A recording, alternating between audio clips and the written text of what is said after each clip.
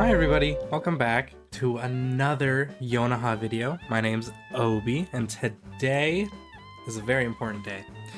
This is the first Monday of February, also known as Black History Month. So today we're going to be talking about some movies that we should be watching during Black History Month, because it's a very important time to learn and be educated about the history of this country, whether it's a pretty picture or not. And it's also a really great way to give Black creators their fair share of attention. A lot of Black artists and creators deserve to have their works be seen. So we're gonna go through some films I believe deserve the spotlight.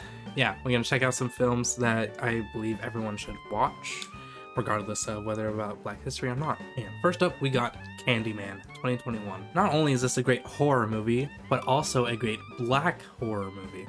Instead of giving us this weird white savior trope in a movie from a Black villain too, we get this all-Black cast that focuses on Anthony's descent to madness and the cultural significance of gentrification and white people's view of it versus the Black communities. This is very big very big contrast to the original Candyman. Because the original Candyman was a little different in that sense, where they showed the actions of gentrification and how harmful it was to the community, but it was through the lens of a white woman who was a journalist, and she didn't really care about these people or like what they were going through. She just kind of witnessed it. She was a witness to all these events. Even though I like the original Candyman, it is one of my favorite horror movies. This just had a better way to display the message with a lot more nuance to it. Nia DaCosta is also a great director, and I'm really excited to see her work here on out. I only had a couple of problems, especially with the ending and how it was executed, but I still think that this was a great movie. I give it a 6 out of 10. Speaking of Black horror, Get Out.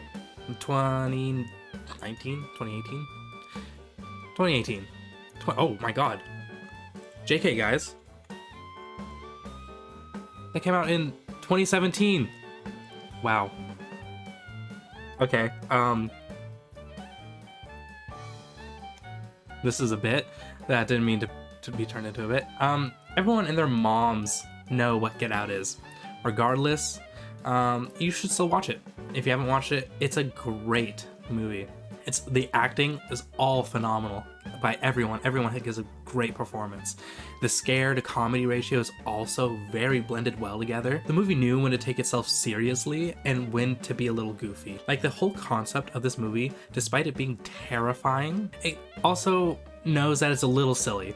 The movie is self-aware of that in a sense. And Jordan Peele said that he based this movie off of his experience.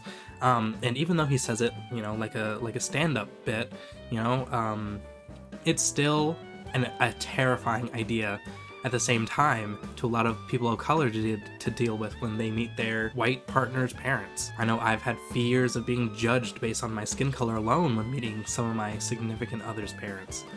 And it's happened quite a few times too.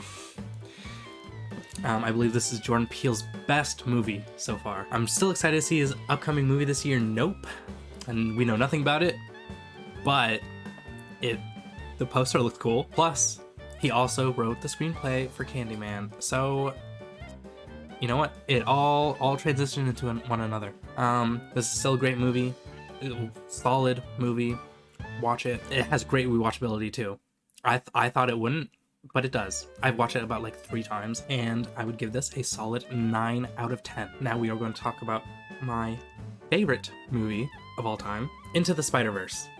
This movie will forever and always be my favorite movie. And despite it not being a movie about Black history, it still has a great social impact on young Black teens, especially with the Afro-Latin community.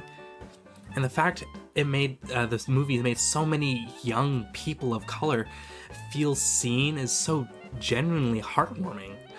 I love seeing the community ecstatically joyous when seeing and connecting with a character who looks like them. It makes me happy, and it's a very important part of media in general, for people to see a character who they can relate to who looks like them instead of having to project on a white character. Representation matters. That's what this video is all about. Miles is the best Spider-Man. Peter B. Parker is the best Peter. Excited for Across the Spider-Verse. 10 out of 10. Moving on. 13th is a very important movie. It's a very good, well executed documentary about the 13th Amendment and its effects on the black community. This one is not even very much a film. It is very artistic. It's still artistic, but although it has an artistic voice, it still stays true to, you know, history. And it's a documentary, and that's what it dives into the 13th Amendment and how people don't talk about what the 13th Amendment really, truly did. I'm gonna speedrun some of these movies real quick, just so you guys get a taste of more movies. I haven't seen a lot of these in a hot minute. Maybe I'll even give these a rewatch, just so you guys do too. So first we're gonna talk about Queen and Slim. Has great performances and great cinematography. It's really good drama, and there's really great chemistry between both of the actors. They're solid actors. I'm actually not surprised with the talent, but I've seen them before. Selma, great for not only cinematic reasons, but for historical reasons as well. This movie really humanizes Martin Luther King Jr., which a lot of media portrays him as some sort of deity or puts him on some sort of pedestal to be worshipped instead of a human being, which is the exact opposite of what Martin Luther King Jr. wants. Sorry to bother you. This movie is a great movie with thrilling storytelling and themes centered around capitalism. But this movie is a trip. Trust me, it's a trip, and you guys are absolutely gonna love it. It's a ride. You will love it. I won't give any spoilers away because you just have to see it. Trust me. Friday. If you don't know what Friday is, what are you doing here? Literally, just stop the video, go watch it. Your mom probably knows what this movie is. Maybe you're too young to be here. Go away. Okay. Anyways, Black Klansman. Spike Lee does it again. Enough said. And Malcolm X. Malcolm X is not a movie I have personally seen, but I hear amazing and wonderful things about it all the time. So I'm willing to check this movie out. Maybe I'll make a review on it next week. I really do want to watch it. And I've actually learned a lot about Malcolm X. There's a big stigma against him, but you don't really learn about what that stigma is. You just know that people say that he's a bad man teaching bad ideology, not like MLK Jr. And the last one's going to be a movie I've already done a review on, but The Harder They Fall. The Harder They Fall, already did a review on this movie. Full black cast, set in the West, really fun Western, very fun movie in general. Love Jonathan Morrison, always love Jonathan Morrison. And also love Zazie Beetz, also love seeing her in these movies. Regina King, I didn't even talk about her in my review. I wish I did, because Regina King has so much fun with this movie. I can honestly tell she was like, I'm having a blast. I don't even care. I don't even care.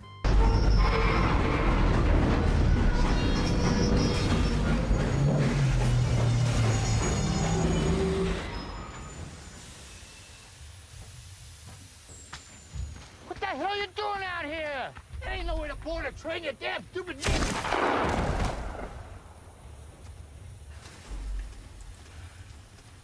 You might could have said nincompoop. We ain't no nincompoop. Wow, this movie did not do well in the box office. I'm just looking at that. But anyways, yeah. Thank you guys so much for watching another Yonaha Media video. If you guys enjoyed it, please leave a like. Leave some comments if you'd like. And I will catch you guys in the next video. And please take some time to learn and educate yourselves about, you know, Black History. It's Black History Month. It's a short month.